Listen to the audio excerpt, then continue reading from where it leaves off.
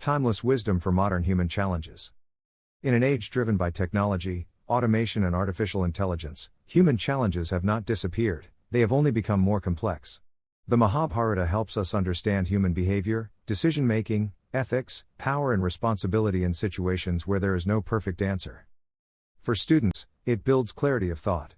For corporate professionals, it sharpens judgment beyond tools and frameworks. For leaders, it offers insight into choices, consequences, and moral courage. The Mahabharata is not about the past. It is about understanding the human mind, something no machine can replace. Let's begin this journey. Hello and welcome to Educare. In this video, we begin a journey into leadership, not through modern theories or corporate frameworks, but through one of the greatest epics ever written, the Mahabharata. There is a famous saying: whatever is found in the Mahabharata can be found everywhere. What is not found here is found nowhere. This tells us something important. The Mahabharata is not just a story of the past. It is a deep reflection of human nature, leadership, power, ethics, ambition, and consequence. Our purpose here is not mythology. Our purpose is understanding leadership through human choices. The Mahabharata was composed by sage Ved Vyasa, who attempted something extraordinary, to bring together scattered ideas, stories, and teachings into a single epic. But the Mahabharata did not appear in its present form overnight. Its earliest version was called Jaya, meaning victory, and consisted of about 8,800 shlokas. As the story passed from one generation to another, it expanded into Birda Samhita, containing nearly 24,000 shlokas. Finally, it evolved into what we now know as the Mahabharata, believed to contain nearly 1 lakh shlokas. This gradual expansion itself reflects an important leadership truth. Wisdom deepens as experiences accumulate. The Mahabharata is carefully structured. Shlokas form the basic text. These are grouped into adhyayas or chapters. Chapters are then grouped into parvas, or sections. There are 18 parvas, each containing anywhere from 3 to over 350 chapters, and shlokas ranging from a few hundred to several thousand. An appendix called Harivamsa focuses on the life of Krishna.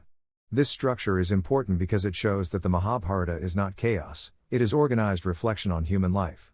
The Mahabharata speaks about dharma, righteousness, and duty. It explores urta, wealth, power, and economics. It questions karma, action, and consequence. And it reflects on moksha, liberation and freedom from cycles of suffering. Within it lies the Bhagavad Gita, a dialogue between Krishna and Arjuna on the battlefield, a moment of moral paralysis and leadership awakening. The war itself is dated differently by scholars, ranging from 3100 BCE to around 900 BCE, but its relevance has never faded. The Mahabharata is not about perfect heroes or absolute villains.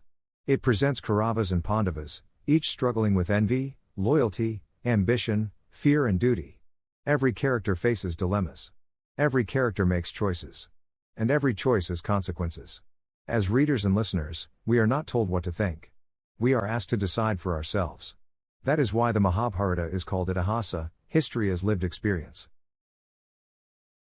The conflict begins with King Shantanu and Ganga and slowly grows through generations. Duryodhana envies the Pandavas and believes the throne belongs to him. Shakuni fuels this envy with manipulation. Dhritarashtra, blinded by both sight and attachment, silently supports injustice.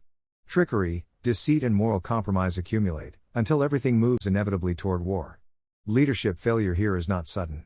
It is gradual, ignored, and tolerated. Bhishma, originally named Devavrata, is one of the most complex leaders in the epic. To fulfill his father's happiness, he renounces the throne and vows lifelong celibacy. He becomes powerful, respected, and unmatched, yet trapped by his own promise. Bhishma knows what is right. But his vow prevents him from acting. His story reminds us, commitment without flexibility can paralyze leadership. The Kauravas descends from the Kuru dynasty. Duryodhana, driven by insecurity, becomes dependent on Shakuni's manipulation. Shakuni's motivation itself is rooted in vengeance, a reminder that unresolved pain often shapes destructive leadership. Power without self-awareness leads not to stability, but to collapse. The Pandavas are born through divine intervention, yet raised through hardship. Yudhishthira represents righteousness. Bhima, strength. Arjuna, skill and doubt. Nakula and Sahadev, balance and wisdom. Despite being rightful heirs, they face exile, humiliation, and loss. Leadership here is not privilege, it is responsibility carried under pressure. Karna, abandoned at birth, grows up seeking recognition. Insulted and rejected, he finds loyalty in Duryodhana, even when it leads him to the wrong side. Dronacharya, the teacher of both sides, represents the conflict between duty as a guru and attachment as a father. Ashwatthama embodies unresolved anger, leading to irreversible consequences. Each of these characters shows that leadership without emotional clarity becomes dangerous. The Mahabharata does not give easy answers. It presents life as it is, complex, emotional, and imperfect. Leadership, as shown here, is not about winning battles. It is about making decisions when every option has a cost. In the coming parts, we will explore these characters more deeply, not to judge them, but to learn from them. Thank you for being part of this journey with DK Educare.